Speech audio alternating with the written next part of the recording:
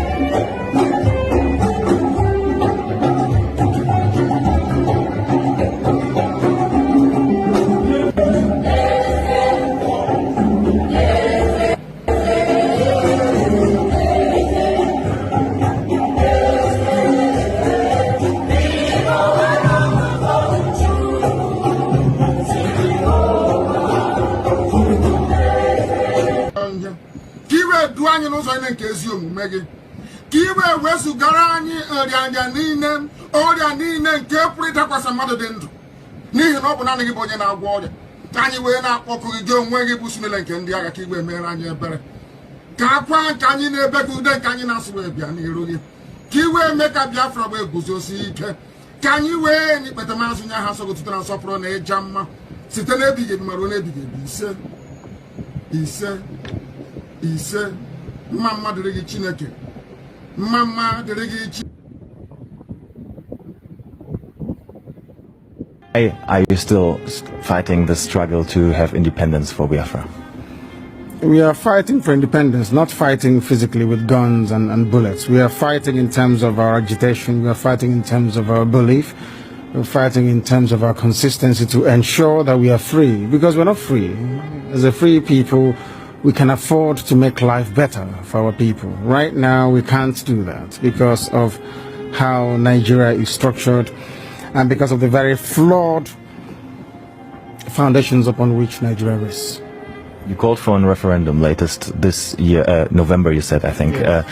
If that doesn't happen, what's the way forward? Because the way it looks like the government will definitely not agree to that. Then there'll be no elections in Biafra land. No more elections here. They can put whoever they like in office. They can do whatever they like with their political positions. We will not engage in any political process. You said it's a peaceful struggle, but yes. There are some videos of you appearing in the past, especially abroad, in particular in one conference in the US, where you said you need weapons to defend yourself, you need guns and ammunition.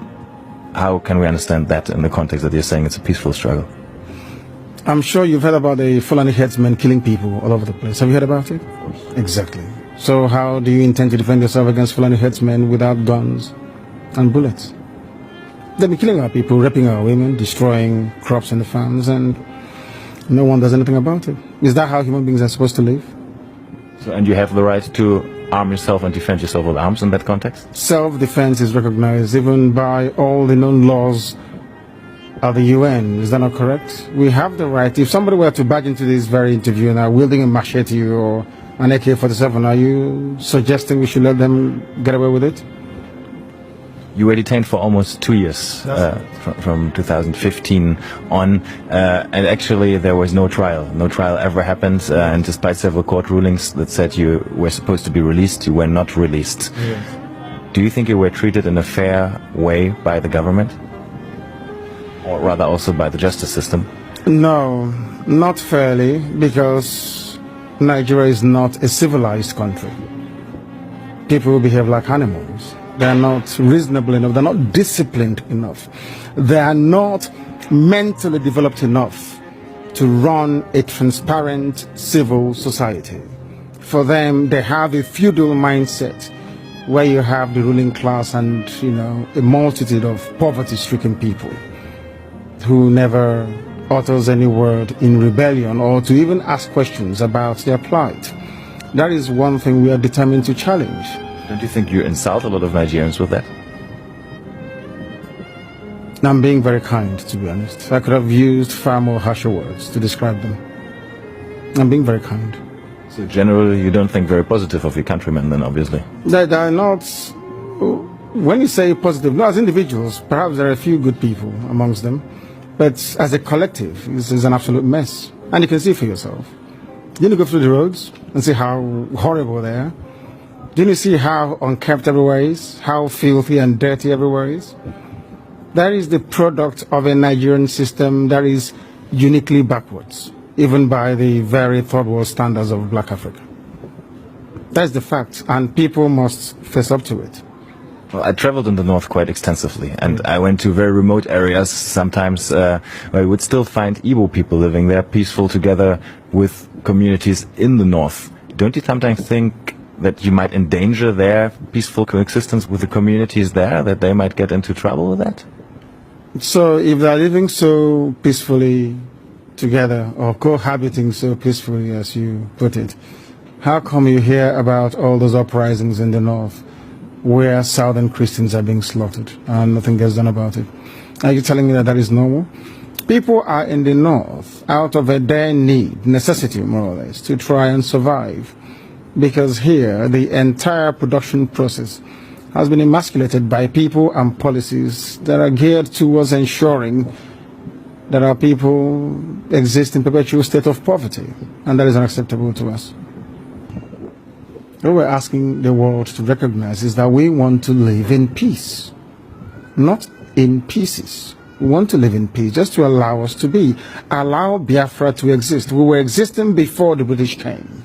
Just allow us to go back to, what we were before. No African came to Europe to create countries. So for somebody to just come in here and say, you, from today your name is Nigeria, is simply laughable.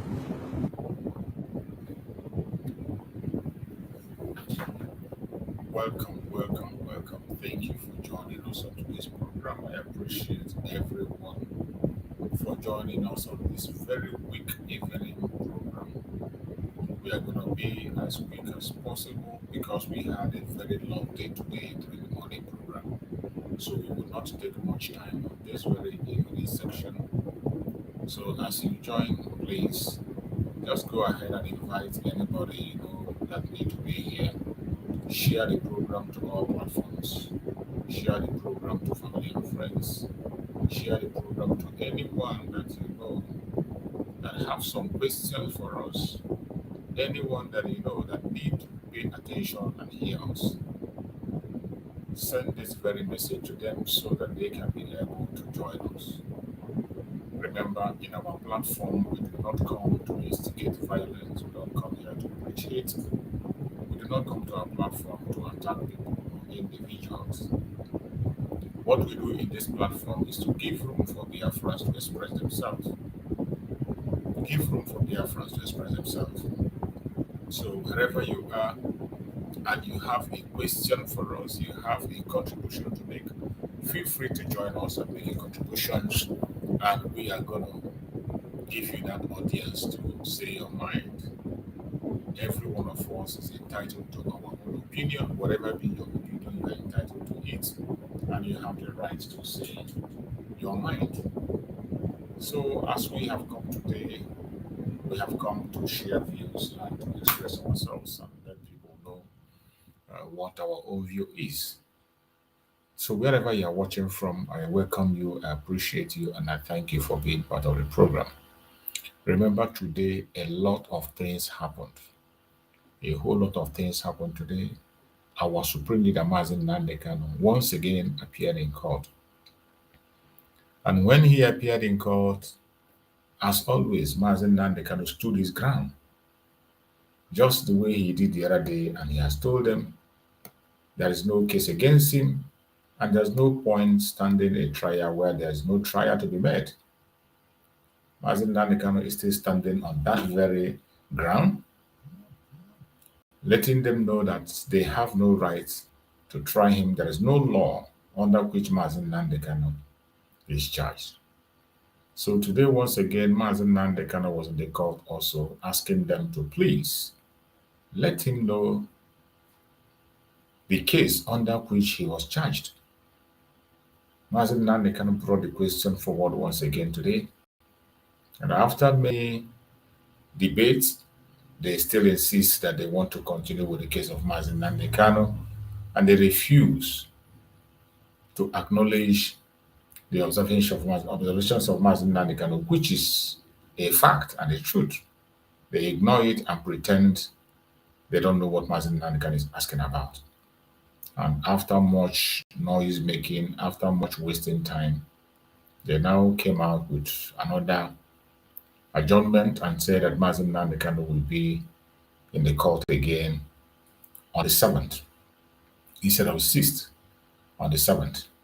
So this evening, we're going to try as much as possible to bring the update that came from the lawyers of Mazi Nnamdi Kanu. They have given their own updates, and so many of us have seen the updates, and there is nothing new. So many of us have seen it, and for those who have not seen it, maybe when we play it, sometimes repetition is for emphasis. When you play it again and again and again, people will now begin to understand what transpired and what really happened in the court.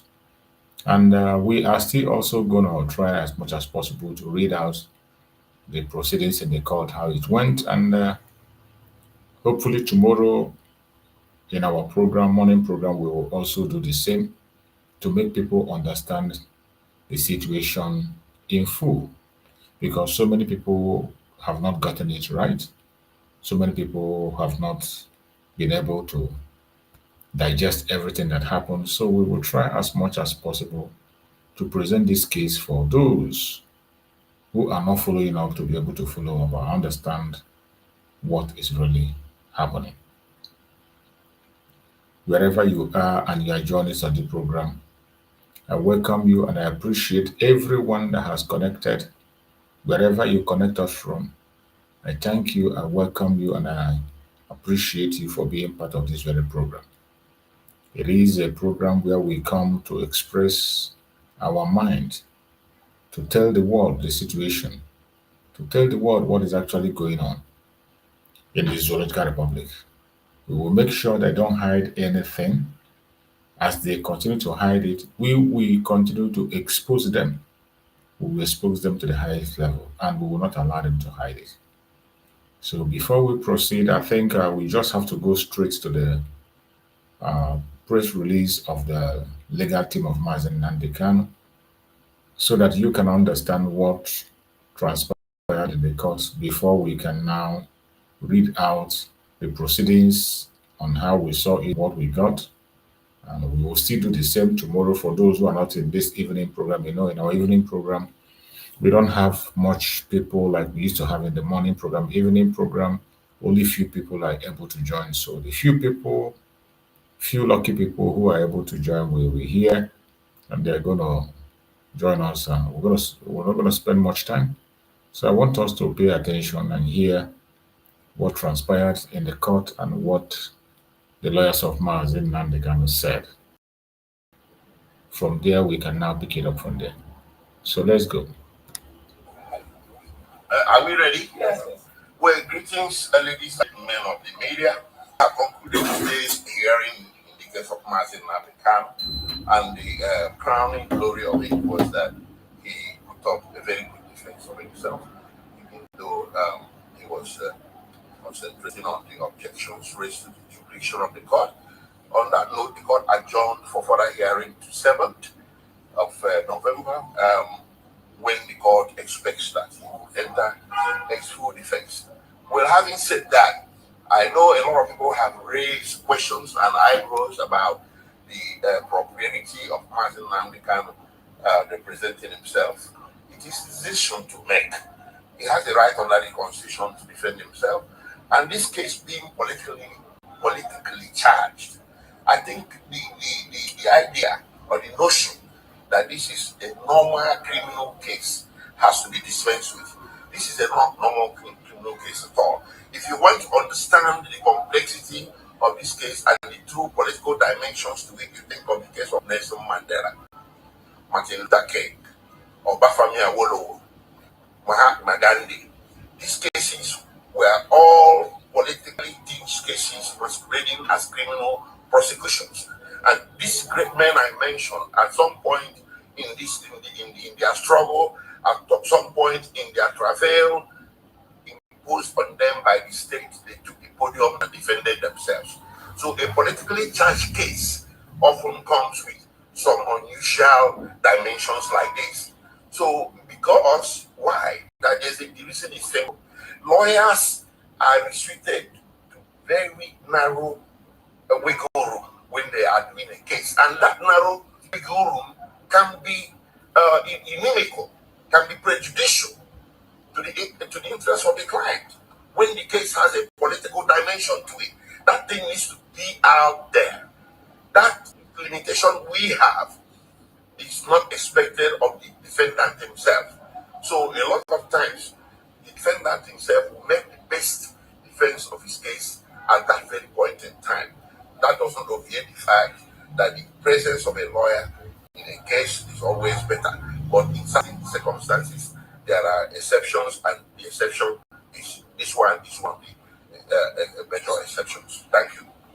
Thank you. So you have heard barrister lawyer Jimako. He has cleared the air and to say it how it is, what transpired in the court, and why Mazi Nnamdi Kanu has to take up the case. I have said it even before he mentioned it, that these lawyers has limitation to what they can do. They has limitation to what they can say in the court. There are certain areas where they will be restricted. I felt so. I said it even before now. And it has gotten to a point where they have to allow Mazi Nnamdi Kanu to push forward his case and be able to do what he had to do. You know, he did the same when Binta Yako began to push him here and there and begin to do certain things after rescuing her from the case. She want to force herself into it. Mazi Nnamdi Kanu took the podium and spoke for himself. We are still in the same situation now, where Mazi Nnamdi Kanu has to speak up, because just as Lawyer Jimako have expressed, there are certain things they cannot do. There are certain things they cannot say. There are certain direction they cannot go. But the client himself, who owns the case, have the right to go to any length to defend himself in his case. That is why it became very important that Mazi Nnamdi Kanu has to take up the podium and defend himself. And he did excellently well. Mazi Nnamdi Kanu did excellently well. He defended himself the way it's supposed to be. He did excellently well. There is nothing to counter in it. There's nothing to say he failed or nothing to say that he made a mistake. He defended himself the way it's supposed to be. And we are going to get through some things that happened in the court as we saw it. Those informations we saw, what transpired in the court. Let me see. if I can be able to get few of them and read it out what transpired in the court and how it went. We read here, Justin James Omotosho is at war with those who promise him heavens on the earth and convict Mazi Nnamdi Kanu. And now Omotosho is struggling to interpret the constitution of Nigeria before. Okay, yeah. You see, in the case of Mazi Nnamdi Kanu and federal government of Nigeria, James Omotosho is the judge and prosecutor at the same time. You can imagine. He is now acting as the judge and the prosecutor. That when Mazi Nnamdi Kanu raised concern, instead of him to allow the prosecution counsel to take over, he began to impose himself, even forcing Mazi Nnamdi Kanu to enter into defense, even when he's not supposed to. So he's now being one-sided. Instead of being a judge, allow the prosecution section to prosecute if they can, defend themselves if they can. But what happens in the court that Mazi Nnamdi Kanu is facing the entire court, including the judge. That is what is happening. Non-zero nullity. The entire charge sheet is a legal corpse, repealed, non-existent and unamended. Non-existent and unamended in open defiance of Supreme Court order. Omotosho knew that his court lacks jurisdiction and there is no charge against Mazi Nnamdi Kanu existing in any current Nigerian law. None whatsoever. The judgment of the Supreme Court, 15 December 2023 by Garba JSC. So this, just the same thing, Mazi Nnamdi Kanu stood his ground and he never allowed anybody to bully him. Even though they tried, you know, they have been, they will always try to make you afraid of your own self, to make you feel that you don't know what you are doing. But when you fall victim and you allow them to oppress you, you are gone and you are gone for good. That is why Mazi Nnamdi Kanu never gave them that chance. They tried to oppress Mazi Nnamdi Kanu. They tried to make him feel as if he doesn't know what he's saying. Mazi Nnamdi Kanu stood his ground. He stood his ground, quoting their laws for them, pointing out very important information to them, but at the same time, they ignored. They ignored. They refused to pay attention. They refused to pay attention. So let us go to this public briefing note. Adumbration by Mazi Nnamdi Kanu in court, November 5, 2025. It reads, before Honorable Justice James K. Omotosho, Federal High Court, Abuja, the opening proceedings. At the resumed hearing on November 2025, November 5, 2025, Mazi Nnamdi Kanu, appearing in person, requested a brief 5-minute recess in the judge chamber. Mazi Nnamdi Kanu requested a brief 5-minute recess in the judge's chambers, explaining that what he had to disclose might embarrass judiciary of Nigeria if said in open court. Justice Omotosho declined the request, directing that all submission be made publicly. Mazi Kanu then proceeded to seek to adopt his motion on notice and the accompanying written address, urging the court to grant the relief sought. Awomolo San objected and the court sided with Amowolo that Kanu should not talk about his filed motion, challenging the non-existence of any law, charging the offenses of which he is accused of, that the court will take it at the end of the trial. They are still insisting on what they are saying in that illegality. They still want to stand on that illegality and continue to try Mazi Nnamdi Kanu. Then, Kanu was visibly annoyed, but he maintained a composed and firm demeanor. Without the session, Justice Omotosho was notably attentive and cautioned Kanu to keep his powder dry and to consult a criminal lawyer. Justice Omotosho flatly resisted entertaining argument on the constitutional validity of the charge and jurisdiction at today's hearing. Kanu, however, proceeded to address the court on the issue why he would not enter his defense. Core of the oral adumbration. Mazi Nnamdi Kanu Mazi Nnamdi Kanu's address centered on the jurisdictional foundation of the case. His submission was that the entire trial is void ab initio because it rests on a repealed law, namely the Terrorism Prevention Amendment Act 2013, TPAA 2013, which ceased to have legal existence following the Terrorism Prevention and Prohibited Act 2022. He argued that jurisdiction is the lifeblood of adjudication, not a procedural formality, citing the Supreme Court in Madukolu versus Nkemdelim, 1962. 2 Sinclair 341, which held that a court is competent only when the case comes before it under a valid subsisting law. Argument 1. Jurisdiction ceases when enabling status is repealed. Kanu cited the Supreme Court decision in Afolabi versus Governor of Oyo State, 1985. 2 NWLR, Part 9, 934 at 753, where the court held. When an enabling law is repealed, any right, privilege, or proceeding founded upon it automatically collapses. It cannot be saved by judicial contrivance or implication.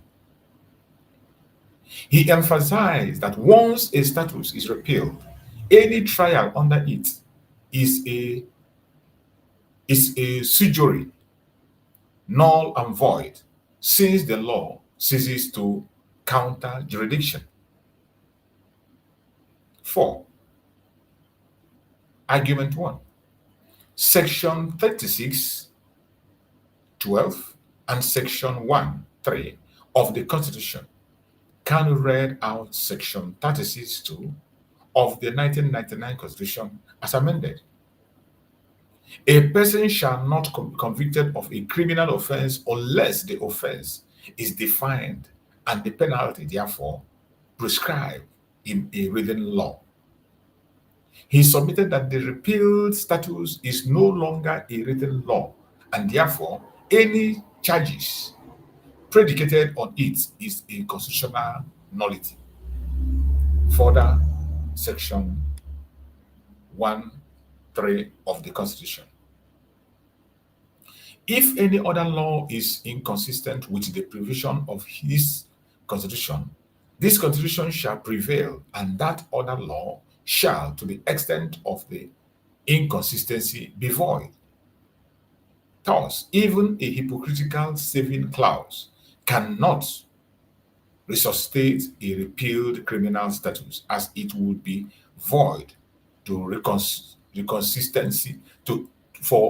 reconsistency with Section 36(12). Mazi Nnamdi Kanu continue his argument. Argument 3. Judicial precedence and constitutional supremacy.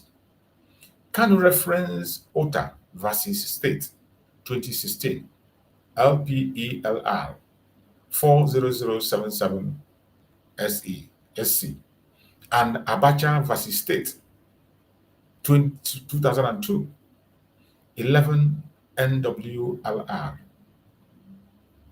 Part 779, 437 at 495-9496, both of which reaffirmed that once the status creating an offense is repealed, The jurisdiction of trial court ceases immediately.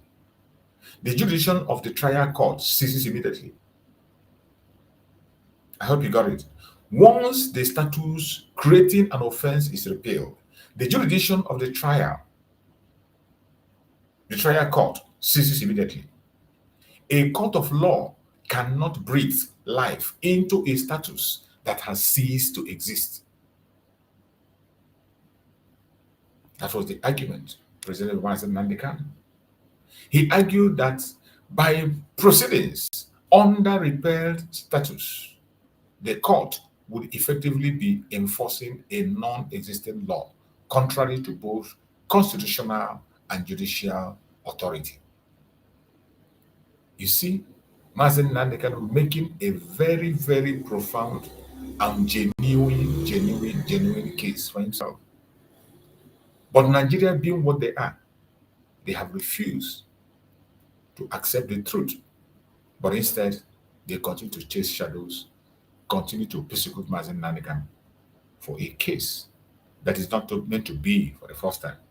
So after Mazi Nnamdi Kanu made all these presentations and all that, they still continued and insist on Mazi Nnamdi Kanu entering his defense. And the case was adjourned until on the 7th.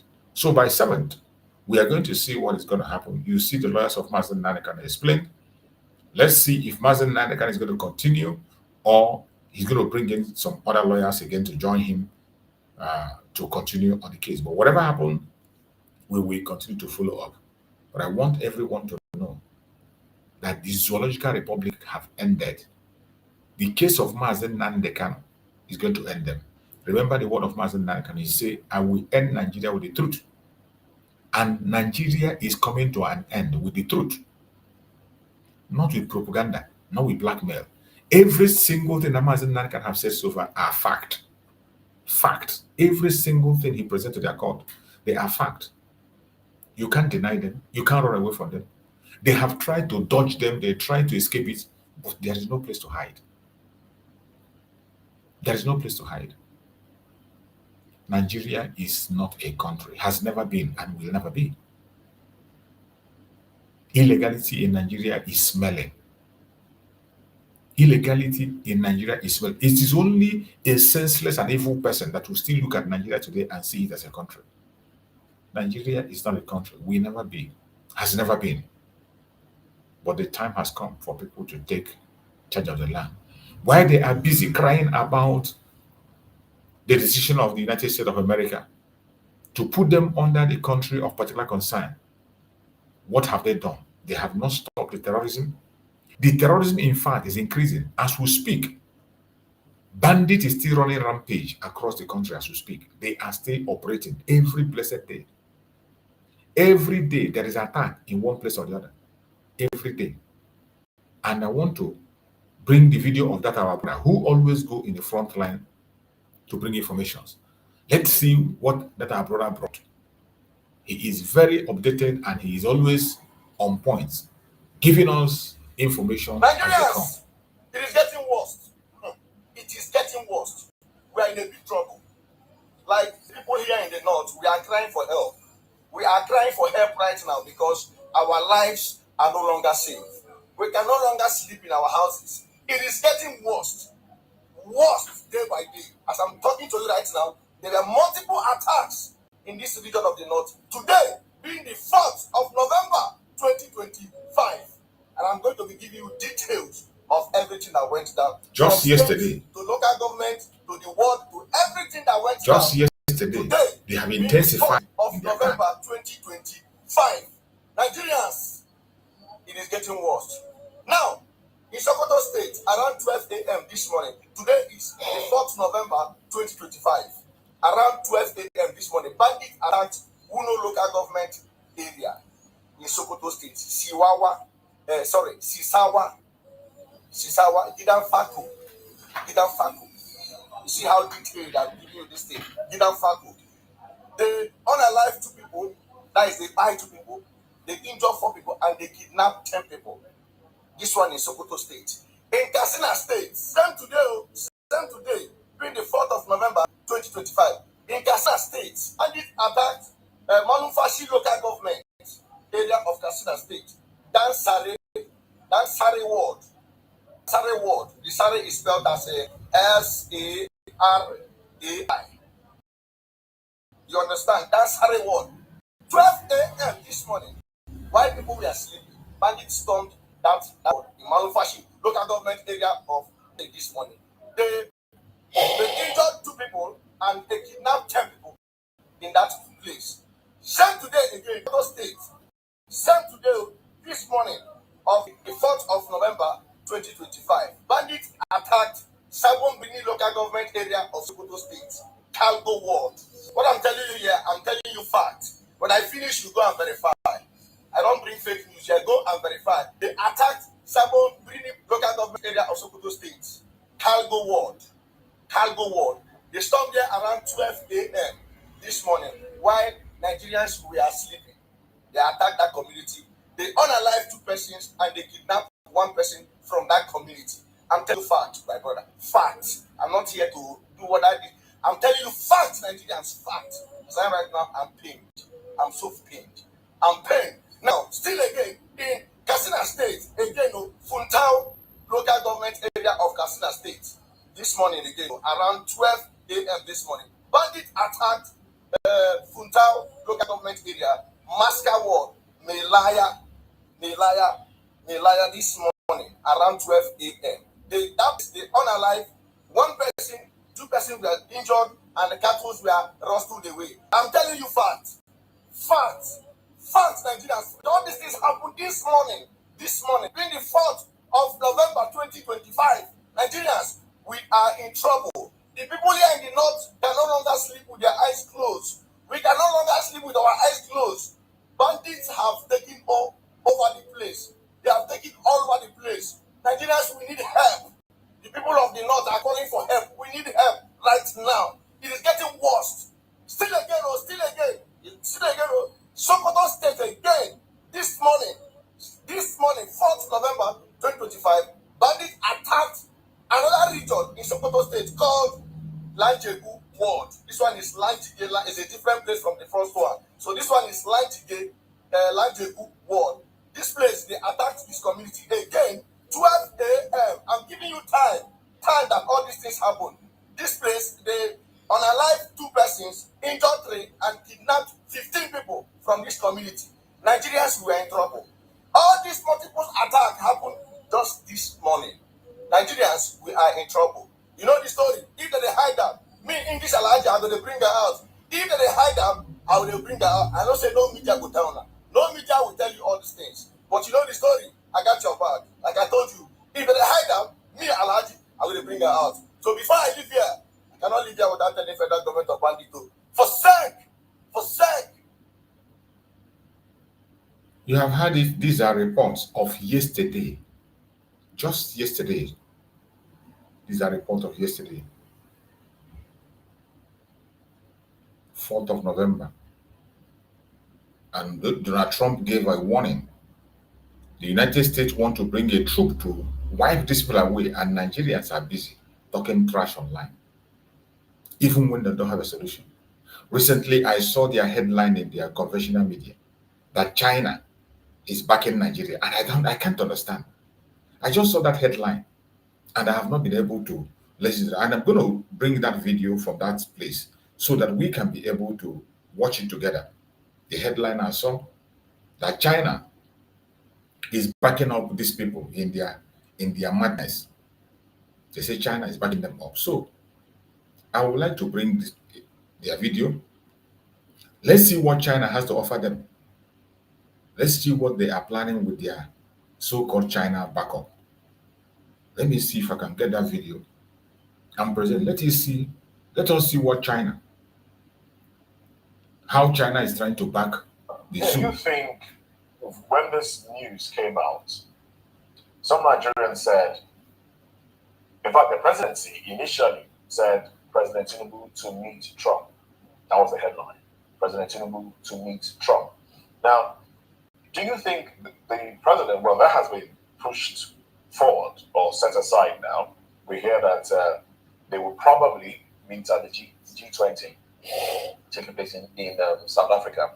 But do you think the President Tinubu now, should have gone to America to speak to Donald Trump on that prescription, if you want to call it that, of Nigeria as a country of particular concern, finding a resolve those misunderstandings and sort out the issue? Or should the president seek a different route, seeing that he's also a president, seeing also the attitude of Donald Trump when the countries like Ukraine, the president of Ukraine and others visited him, how he could embarrass you if care is not taken? In international diplomacy, might is right. You don't have a say if you don't have the muscle to face your counterpart in the Western world. Don't deceive yourself. Ramaphosa had to go to the White House where he was shown pictures of what the man was talking about. Is that not? So in your own case now, Tinubu, and he was almost embarrassed too. Sorry? He was almost embarrassed by because yes, I was listening to a radio station where Donald Trump was reading out the series of killings that prompted this in the day it happened, how many people were killed. And nonetheless, they were recording all these things, each one. The day it happened, where it happened, how many people were killed. So they were not talking. So you don't think the president has learned from other presidents that have visited Trump and have been embarrassed on the international stage and decided, okay, I'm not going to put myself in a position where I will be embarrassed? I mean, we know how Trump can talk. By the way, by the way, he also called Nigeria a disgraced country. Yes. I mean, would you take that as a Nigerian? Listen, you call for it. I wouldn't take that as a Nigerian. That one concerns you. But the international community are not waiting for you. They are telling you, look, before now, I've been traveling to US. If it were France now that we are talking about, the following day we have gone there. But you are now know that with what we are hearing from America and Tinubu, it will not be easy for even Tinubu to go there. Donald Trump wouldn't want to see me. Take it from me.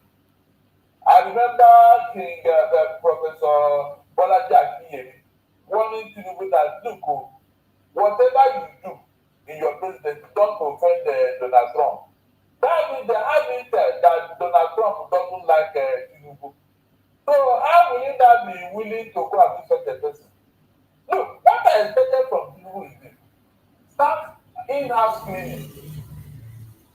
Moses, by now, I would have seen an order from Tinubu telling the chief of army staff, look, those people occupying Benue and Plateau villages, within 24 hours, dislodge them. He did that already when he told them we don't need any excuse. We want you to make sure you work quickly to end the issue of terrorism in Nigeria. He was not specific. He was not. I said, Benue and Plateau have become a metaphor for this insecurity. How can foreign people, the government even said that they don't know where they come from, and you allow them to take over villages of your own people, and these people are living in IDP camp for 10 years now. This is where I want him to start. Mr. Tinubu, order the army to destroy these people in Benue and Plateau now. Looking at the fact I think from there, Donald Trump say yes, something is happening. Looking at the fact that Nigeria, at this point in time, have so many of these terrorists now everywhere. They have infiltrated in almost of the nooks and crannies of this country. How do you then think it is going to be possible for them to end it just in 24 hours? Start from somewhere. Because today, we learned that some persons were in bed instead when they were in the what you think is another weapon they're using? When you watch a snake, it will die immediately. It will still be, struggling for life, but eventually it will die off. Now, when these terrorists have a what Trump said, do you know that some of them started leaving Nigeria? But they said that Chad had to close their border. Said, no, you could not come here. Okay. Right. So the president ought to do the same thing. Mr. Moses, if we have a president that have the audacity and the prestige of Donald Trump, all you need to do order. Give them back. Look, you people, you are terrorists or whatever. Within 24 hours, if you don't leave this country, I'll leave it for you. All right. right. Just talk that. I see what will happen. Thank you so much. Have you done it? Thank you, Barrister Darlington. Even afraid of mentioning their name, I'm afraid of mentioning their name. Thank you, Barrister Darlington. Now, Mr. Famimo, we're looking at the sovereignty of Nigeria and the fact that some people have come up to say we don't want to fold our hands and watch another country invade Nigeria. In the words of Mignot, who happens to be the EU ambassador to Nigeria, Nicola says that our position, I quote, is one of solidarity with Nigeria, solidarity with victims of violence, with authorities working to protect citizens, and with Nigerian people who overwhelmingly desire peaceful coexistence beyond ethnic and religious divides. This actually happens to be coming from the EU at this point when they frown at the statement made by Donald Trump about invading and bombardment of Nigeria. Can we say that the problem we're having is the fact that we have not been able to reach out to maybe foreign organizations and even foreign the Western bloc to say, come help us at this point in time to fight the issue of terrorism, rather than defending ourselves and making it look like we're good. Because in their words, they know that we are overwhelmed, more like by this unscrupulous element in Nigeria. You see, I'm going to look at this from two broad prisons. One, Boko Haram started some 17, 18 years ago. And you recall that when Obama was the president of America, Jonathan approached America that they needed armed support. And Nigeria was willing to pay. But because of this LGBTQ issue that was taken to Senegal and some African countries, that we turned it down, the Anglican and Methodist sect of Nigeria vehemently opposed it. And so Nigeria in unison through the National Assembly opposed it. And in retaliation, arms blockade was used against Nigeria. This was the reason why a cleric had to use his private jet, laden with dollars, to move to South Africa, and intel from this America trained him to that place, and he was arrested and money was confiscated. Now, what has changed then? You see, at the heart of all this, you see, for the fact that Trump came up with this threat, for me, on one part, it is good because it's a wake-up call for the government to do something drastic and ensure the safety of lives and property. The way killing has been reduced to statistics, as if there's no humanity in us. Those days when we were growing up, when we hear there is a bomb blast in Afghanistan and 10 people were killed, we imagine 10 people. But today, right in our very before, like Zimbabwe would say, we now hear 50 and it doesn't make any meaning to us until we get to like 200, 300.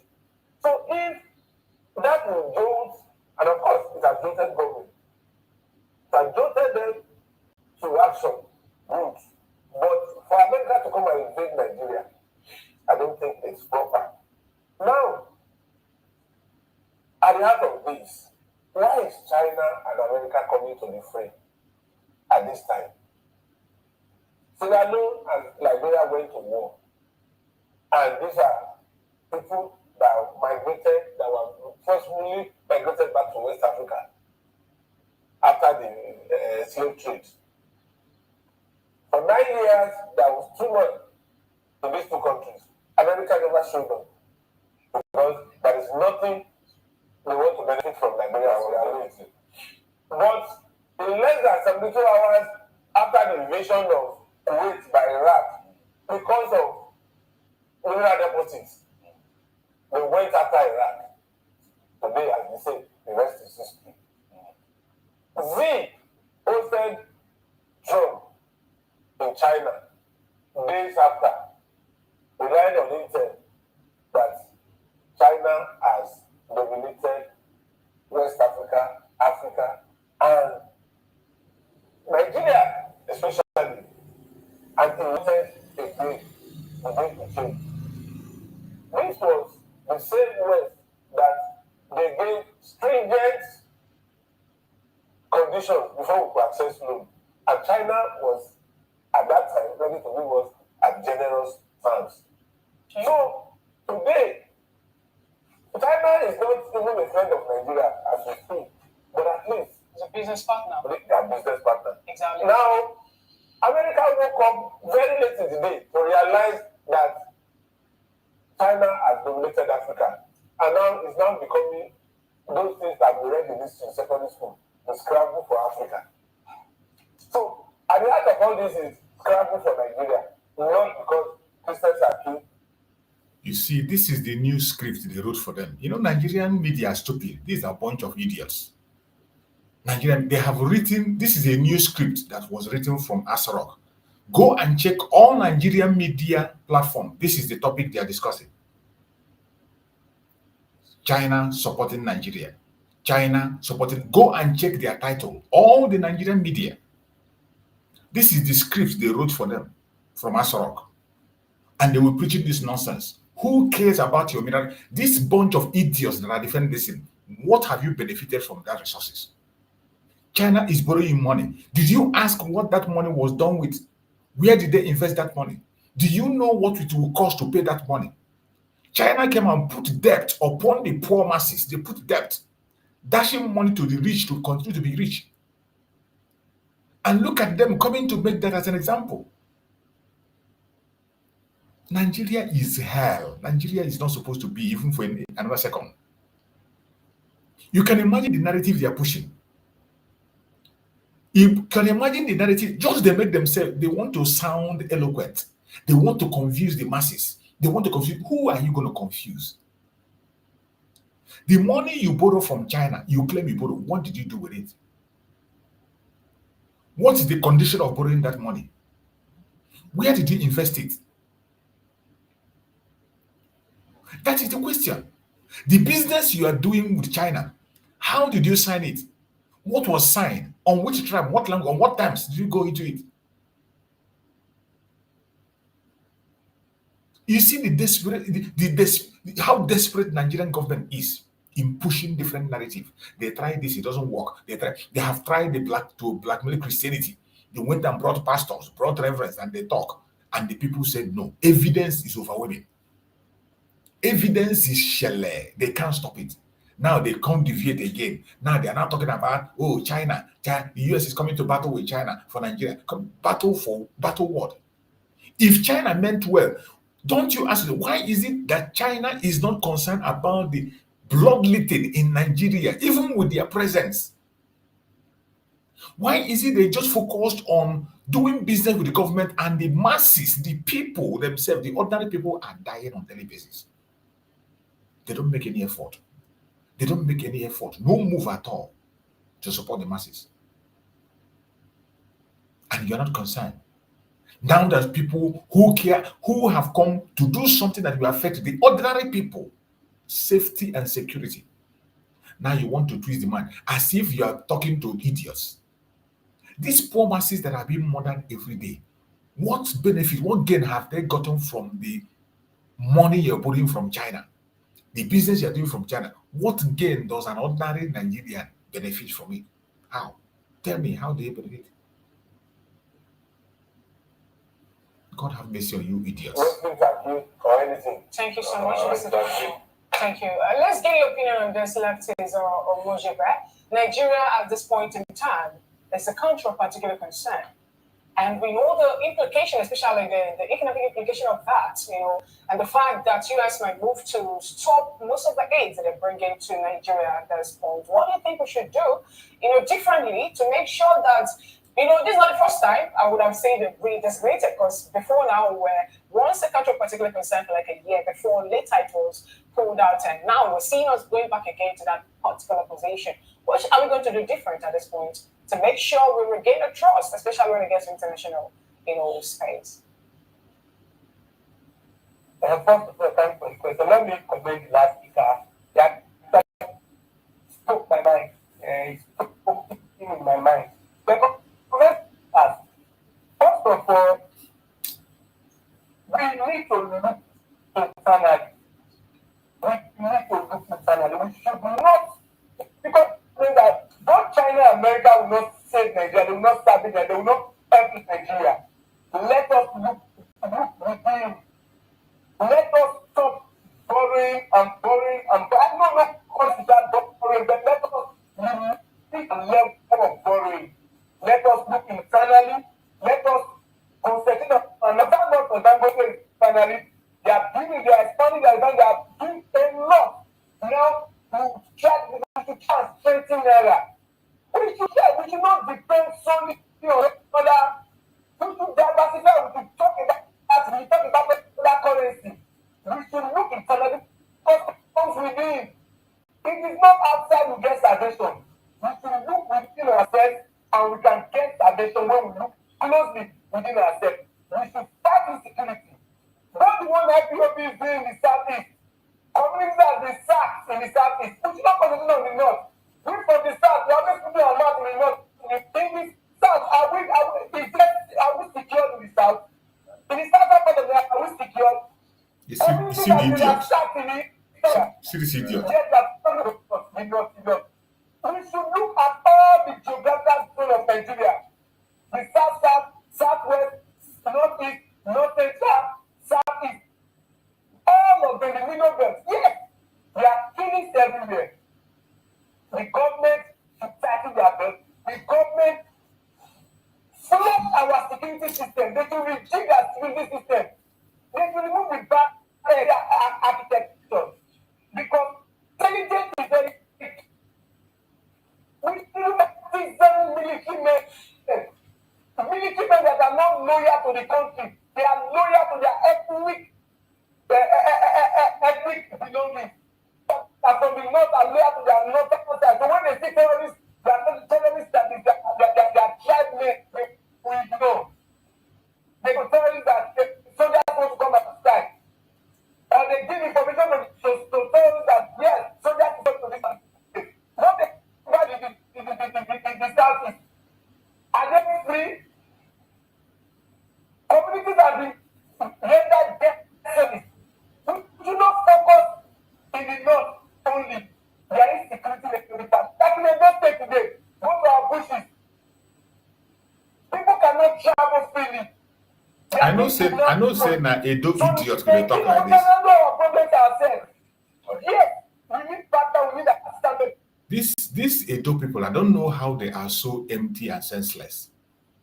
I don't know how they are so empty and senseless. I don't know what is wrong with these Edo people. I don't know why people from Edo State cannot conduct themselves when they speak. Look at the whole thing, he's shouting and making noise. He couldn't even make any sense. He would grab here, and he forgot his own Edo State. You didn't talk about your Edo State. You are busy calling about Southeast, calling about what his IPOB is doing. He was very quick to launch into IPOB and condemn IPOB. What is IPOB doing? The insecurity in the Southeast is caused by the federal government of Nigeria. The insecurity in Biafra land today is caused by Nigerian federal government. We have evidence, more than enough evidence. But this man could not focus on his own Edo State that is being ravaged. His own Edo State where they burnt people alive. He's not concerned about that. But he was quick to throw jab on the Biafrans. I don't know what is wrong with some of them in that Edo State. I don't know what is wrong with some of them. Some of them, their brain is empty. They can't even make a constructive argument. Look at how he's shouting, whoa, whoa, whoa, whoa, whoa, whoa, whoa. After shouting, it makes no sense. We can do it on our own. How? All right, then. Thank you very much, How? Omajabe.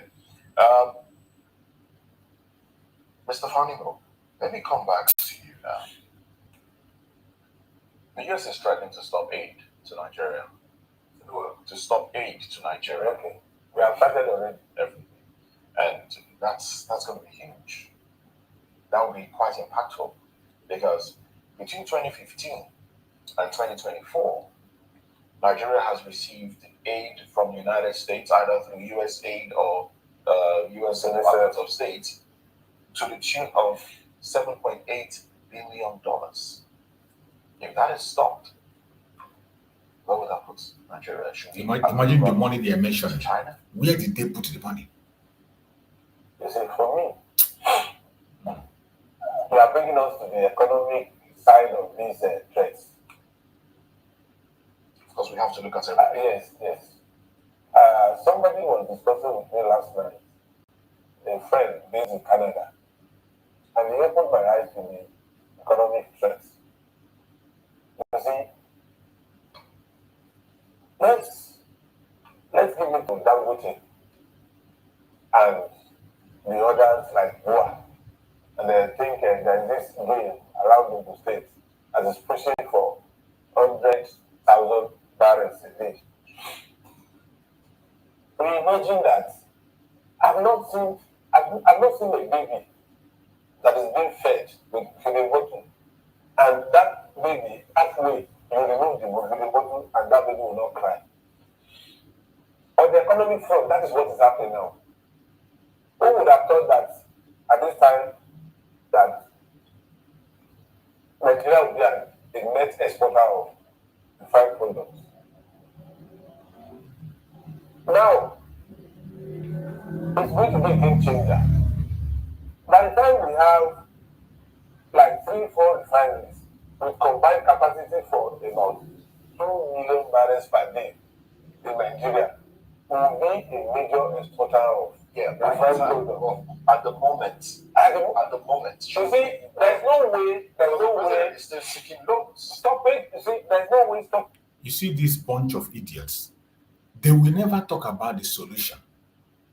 Trump gave a word, a simple thing: fix your insecurity or else. Fix your insecurity or else action will be taken. So from all the discussion you are seeing in the media, they are not ready to fix it. They are not ready to do anything. They just sit back and continue to collect loan and loan and loan. No plan, no strategy, nothing to make things. In short, nobody is ready to do anything. And that is what their media is showing us. They come to the media, they say, look at the other one, talk that Idoma and shouting and shouting and shouting. We can do it, we can do it. You have been independent for 60-something years now. 60-something years. Yet, you can't even produce the food. You can't produce toothpick. Look at what this one is talking. Every time it's oil. Every time oil. And that is why they don't want the Biafrans to leave. Every time it's oil. They can never think outside the box. What a shame of a country. When I see them speak, it's very irritating. We will not assail Nigeria. If anybody is saying it is not true, if anybody is saying otherwise, it's not true.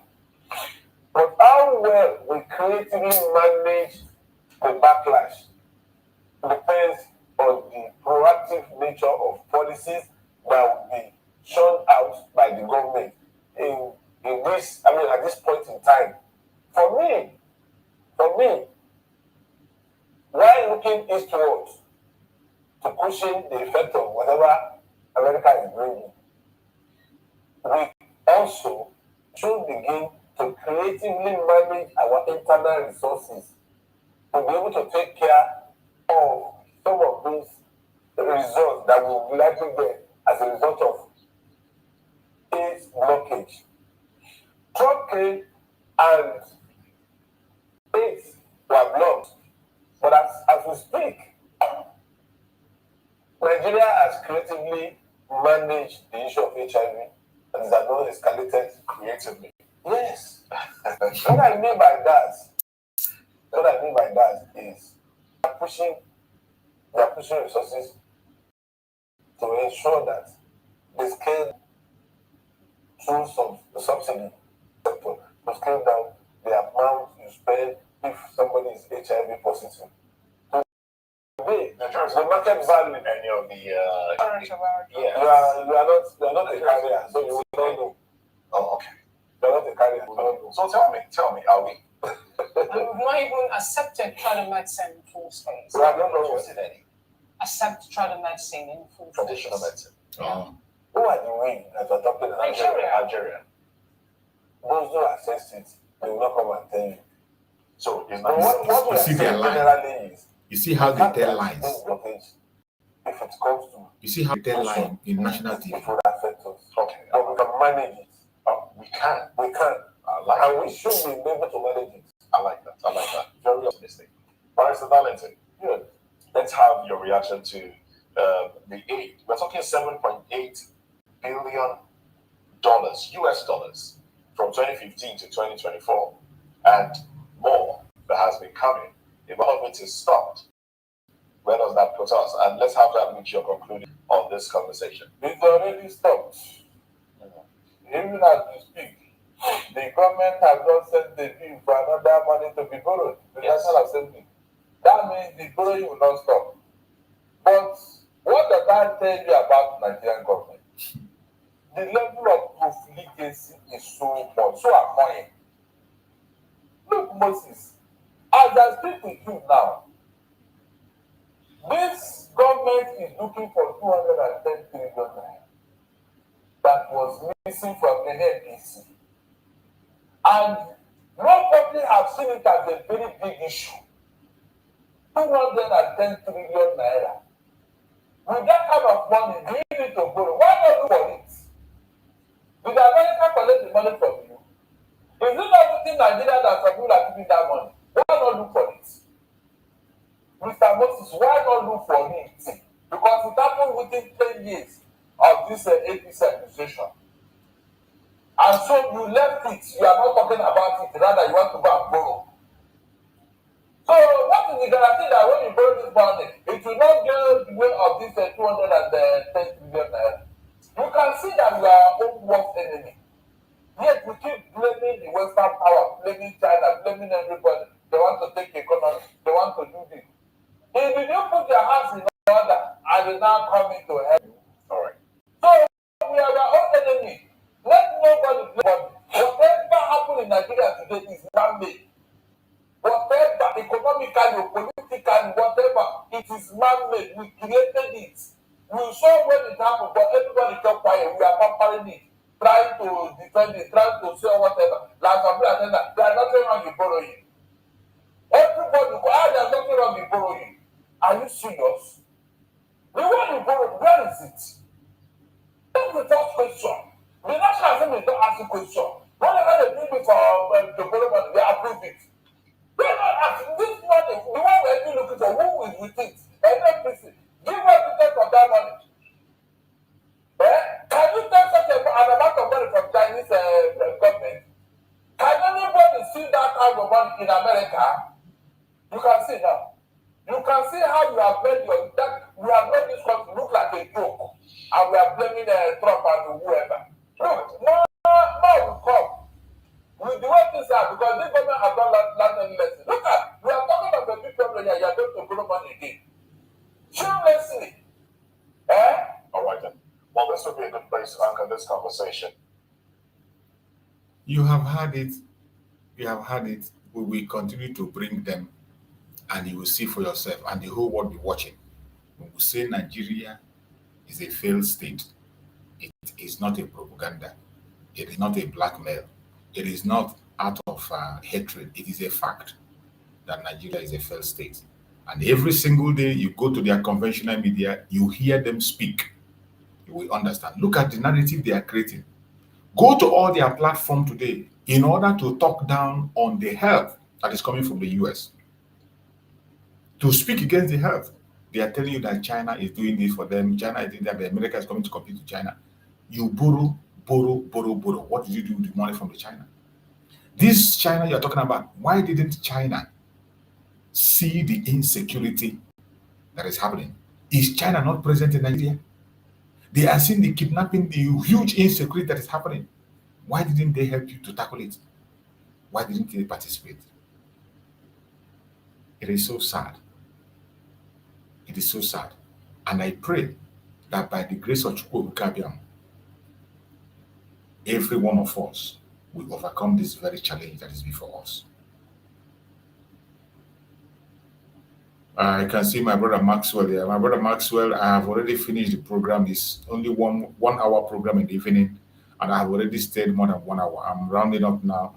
I can see you there, my brother Maxwell. Hope to see you tomorrow morning. We were there in morning today. We spent 5 good hours in the morning program today, more than 5 hours. So this evening program, I take it 1 hour, not more than 1 hour, sometimes just 1 hour, some minutes, and then I end this. Thank you so much, my brother Maxwell. I can see you there. I appreciate you, and I thank everybody that have joined me on this program this evening. May Chukwu guide and protect every one of you. Thank you so much for being part of the program. Remain steadfast. Our Supreme Leader Mazi Nnamdi Kanu have made himself clear, and he has said what he has said. We are going to see what is going to happen on the 7th when he's going to come back to court. On the 7th, then we'll see how he's going to enter. Whether he's going to take some lawyers to go into defense, or he will continue to stand on the grandstand, or the judge is going to take another step. Let us continue to watch and see what will happen on the 7th. Thank you so much for watching. May Chukwukama bless every one of you, and may Chukwukama bless our leaders, Mazi Nnamdi Kanu, Mazi Simon Ebanjoko. I pray that Chukwukama will strengthen them, keep them for us until they join us very soon. Thank you so much for being part of this program. See you tomorrow morning, and stay blessed. Good night, everybody. Nigeria don't enter one chance, I swear. Now go with the go so. Yes, men, they kill us every day, for them busy, they campaign again. After they failed all the promises they made, oh, them they praise themselves. Why the masses were supposed to give them the praises we they are they run to? Move it up. I blame it on the religious leaders. I blame it on the traditional rulers. People were supposed to fight for the people, they don't compromise. Shame on the rebellious brothers. People will cry with us during answers. Today them don't join those oppressors, they eat your love. Something on the smell. Very soon now we go perceive. We have up where this government they cause my time bomb. It go soon explode. Revolution they come. It's very close at the film. When the power of the people we triumph, the power of the people in power. They no even care, they no even send. Say the people they die of hunger. Hungry dog is an angry dog. One day you go bite the owner. Idle man is the devil workshop. Many youths for Nigeria no good job. And the country the youths got no future. The country is gone, that's on period. Move it up. I blame it on the judiciary leaders. I blame it on the electoral officials. People were supposed to save the nation, but they collected bribe. Shame on the armed forces. People were supposed to protect the masses. But now them they shoot us anytime they